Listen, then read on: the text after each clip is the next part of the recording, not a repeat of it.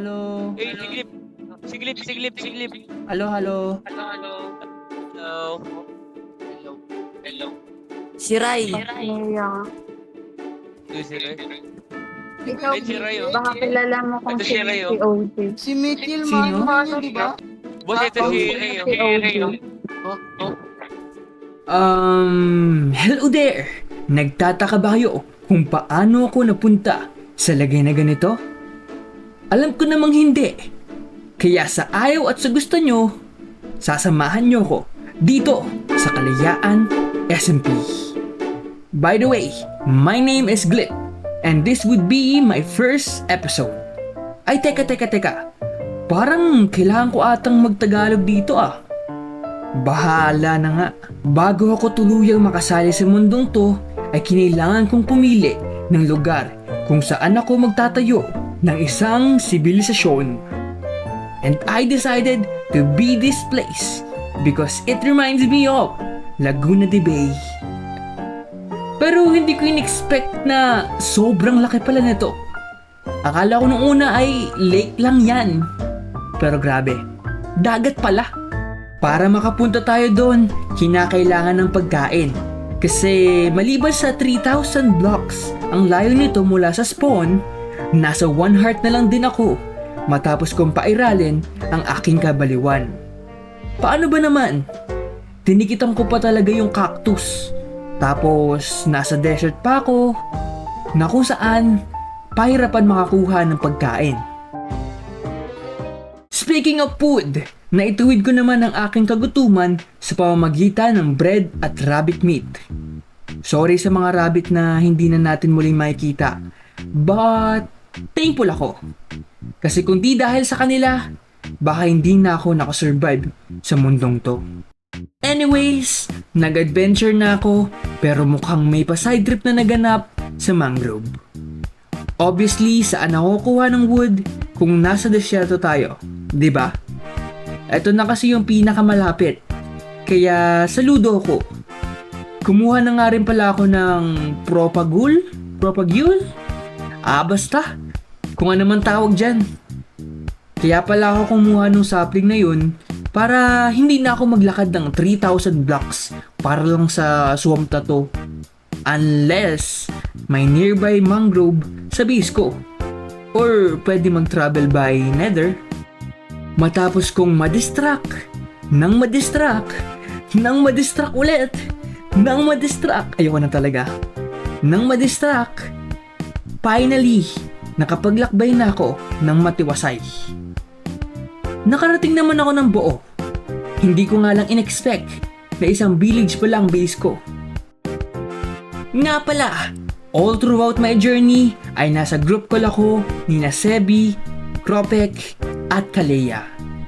Actually, sobrang nahihiya pa ako nung mga panahon na yun. Siyempre, bago pa lang naman ako eh. At hindi ko pa sila masyadong kilala. Pero, masasabi kong solid naman sila.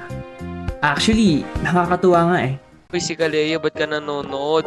Maglaro ka dito, boss. Iniwala mo kami, boss. Hindi ka nagsasalita.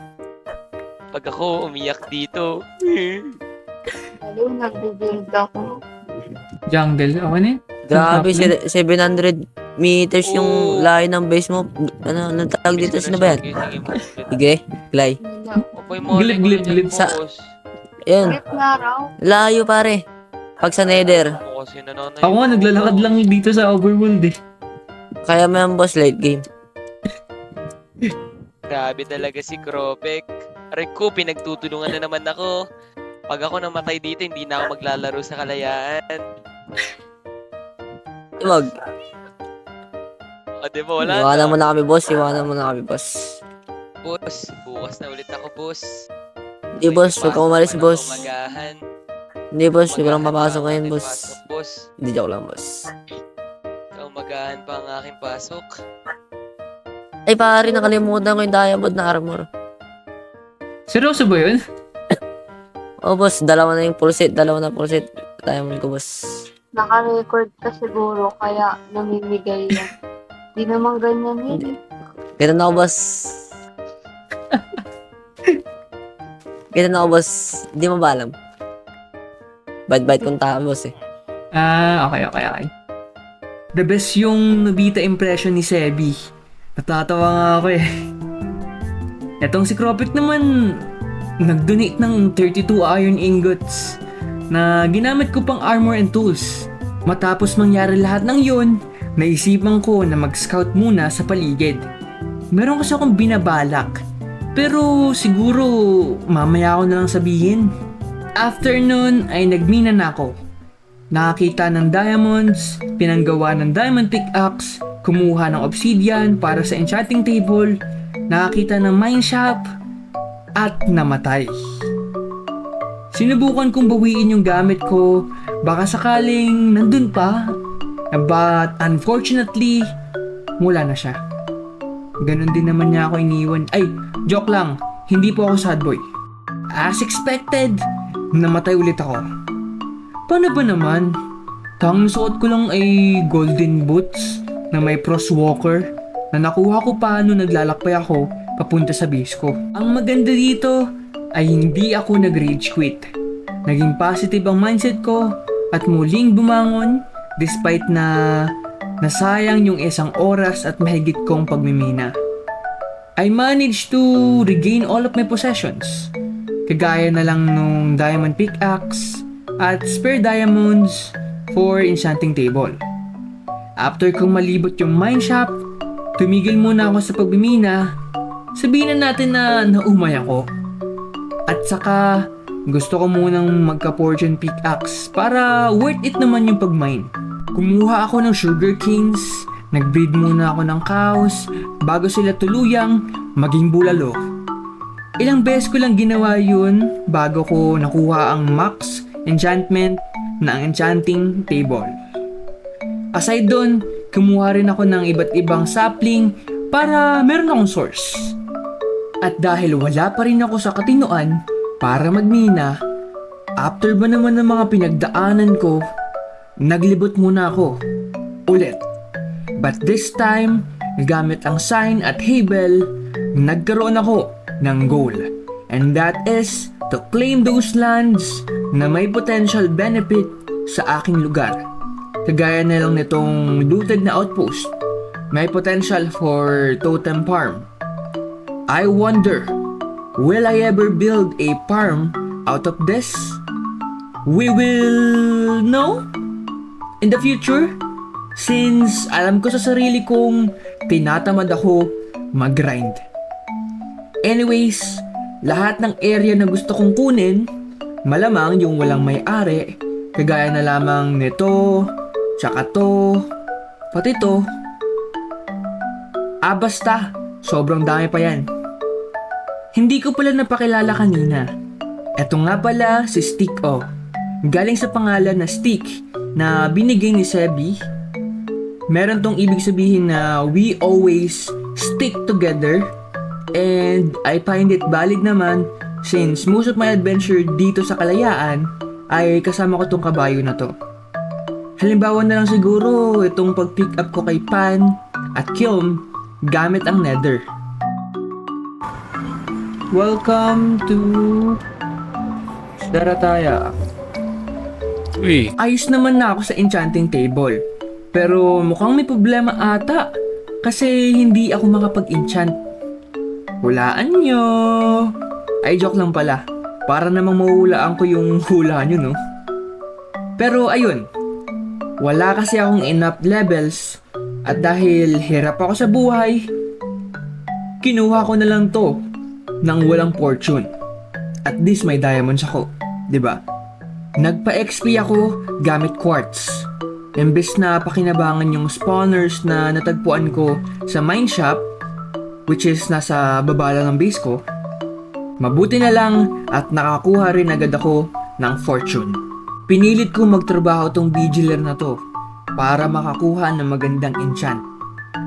Nakakuha naman ako ng mending from this guy at isinibay ko na siya sa pag-enchant ng aking boots. Now that I feel safer, ready na akong balikan ang mga alaala ko dito sa mine shop para kuhanin ang mga iniwan kong kayamanan. Tada! Full enchanted diamond armor. Di nga lang max enchant pero goods na yun. I'm back for another nether trip. Sana balikan niya na rin ako. Ang layunin ko naman ngayon ay maghanap ng nether fortress at maramdaman ang kanyang nagbabagang pagmamahal. Sheesh! This episode wouldn't be finished hanggat wala tayong tinitirhan. Kaya sa ayaw o sa gusto ko, kailangan kong kumuha ng sangkatutak na copper, acacia, spruce, shroomlight, at clay. Nakalimutan ko palang i-mention ang pinakamahirap makuhang sangkap at ito ang sea lantern. Isipin nyo na kinailangan ko maghanap ng ocean ruins or monuments na mayroon ito para lang sa bahay na gagawin ko. Partida, ilang beses akong nasaktan, kagaya na lang ng ginawa niya sa akin. Para lang dito. Dahil gusto ko pang pahirapan ang sarili ko, pati pottery shards hinanap ko. Simula sa desert temple, napunta ulit sa ocean ruins, hanggang sa desert well. Hindi ko rin naman siya nagamit pang interior design dahil ngayon ko lang napag-alaman na hindi pala ito naduduplicate katulad ng armor trims. So, I guess, mananatili muna sila sa loob ng chest na to. This is it, Pansit! It's time to build. Nabaliw na ako sa Litematica. Paano ba naman? Hirap ako sa layering. Mabuti na lang talaga at tinuruan ako ni Kropek gamitin ang page up and down keys. Sa mga panahon din na to, biglang lumitaw si Miplo. Sa ibang katauhan nga lang, dahil di naglo-load yung skin niya sa akin, matapos kong ma-sidetrack, bumalik na ako sa pagbibuild.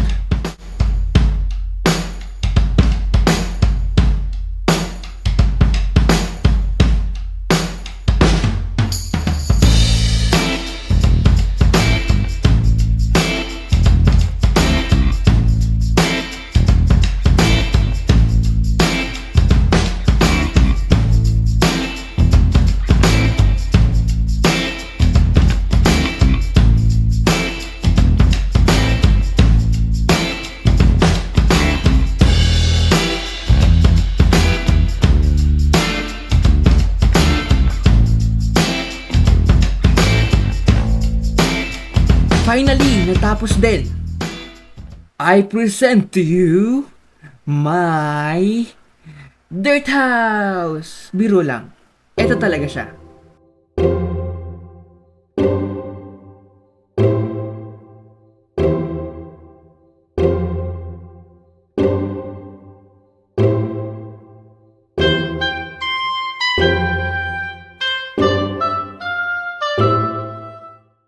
Kaninong base to?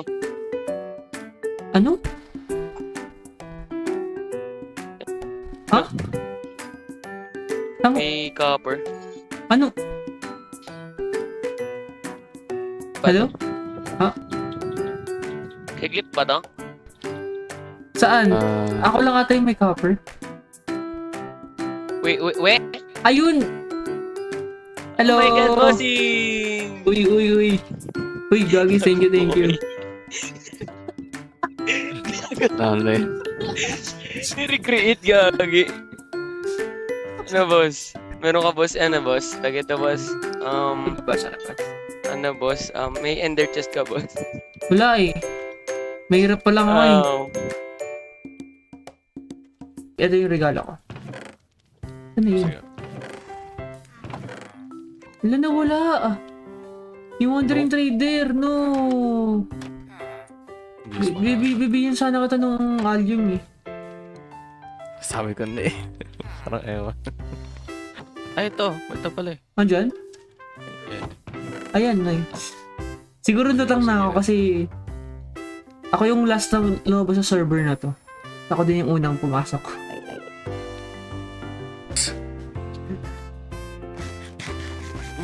Okay. Lagay ko lang to sa gilid ng inventory. Update lang guys! Kita niyo sa likod ko ang aking base. Yes! And kung makita din natin dito, sa likod ko ulit, marami nagbago. Yes ulit. Nandito tayo ngayon para i-tour ko kayo sa aking base. Alam ko medyo out of team pa siya kasi tignan mo naman, puro oak yung village na to. And we have the bee nest, bee hive, bee area, bee what. Ayun, hello. Kaya ko sila kinulong na dito kasi sila ay tumatakas at namamatay. Kaya, ayun, kinulong ko sila. Alam nyo ba na wala nang natirang bee sa beehive na yan? Wait lang. Huwag muna kayo pumasok. Bulaklak. Oh no! Ano? Hindi pala, huwag kayo in love muna. Yan, ayun. Love yourself, guys. I love yourself tuloy. Love each other pala, sorry. Meron tayong bamboo kasi ginamit ko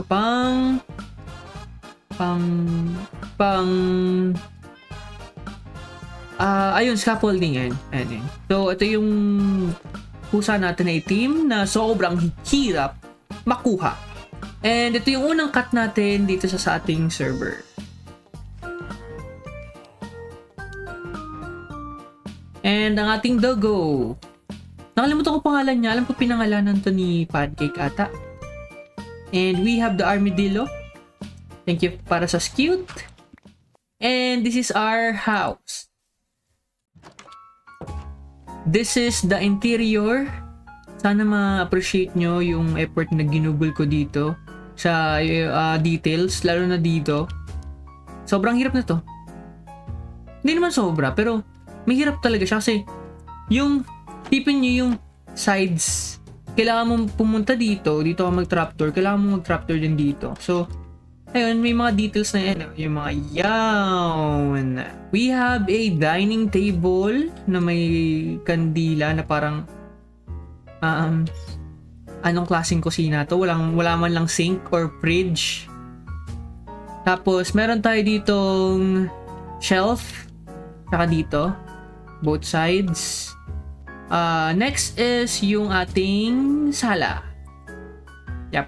Ito ang contraption, ang elevator ko. Actually, hindi siya, ewan ko tawag dito, trampoline. Tada! Welcome to the second floor. Potteries. Tapos nakapaligiran ng mga azalea para mapil yung ambience na greenery and pink flowers. Saka meron tayo ditong study table. Actually, ito walang purpose to. Design lang yan. Kasi para even siya dito. So, ang purpose ito is hagdanan. Loft style ang ating bahay, guys. Sabihin natin na third floor to. Gusto ko magkaroon ng shade yan. Pero kasi sobrang hirap makahanap ng shade. Nakakagigil. Meron pa tayong chest area dito. Tapos, ito yung unang armor na nakuha ko or na crop. Nakasurvive na armor kasi binigyan pala ako ni Kropek ng armor pero hindi siya tumagal. And yung bed. Itong gitna na to, dito nagpro-project yung beacon pero as of now hindi siya nag-work. Nga pala, super duper late na nitong video na to. Makikita nyo rin na sobrang bihira akong mag-upload dahil na rin sa nagloloko yung laptop na meron ako. And wala rin kaming internet for 4 weeks. I hope at least ma-appreciate nyo yung paghihirap ko dito. So I managed to finish this using my brother's laptop. Sabihin na natin na atin lang to kasi hindi niya alam na nilagyan ko ng Minecraft yung laptop niya. Aside pala dun, this will be my first and last episode for Kalayaan SMP. Since natapos na ito. Nakakapanghinayang nga lang kasi ang dami kong plano na build at lore. Subay pa kasi yung pagkasira ng laptop ko.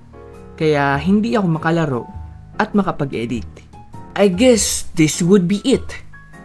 Ako nga pala ulit si Glip na naniniwalang ang importante ay mahalaga kaya wag sana kayong mawala at baka ang buhay ko'y magwala. Mag-subscribe na kasi kayo para hindi na ako mabaliw ng ganito. Joke lang. Pero patunayan nyo sa akin na kakayanin yung mag-subscribe. Biro lang ulit. Tama na nga to. Paalam na. Wala na nga rin pala yung kalayaan. Wala na akong kalayaan.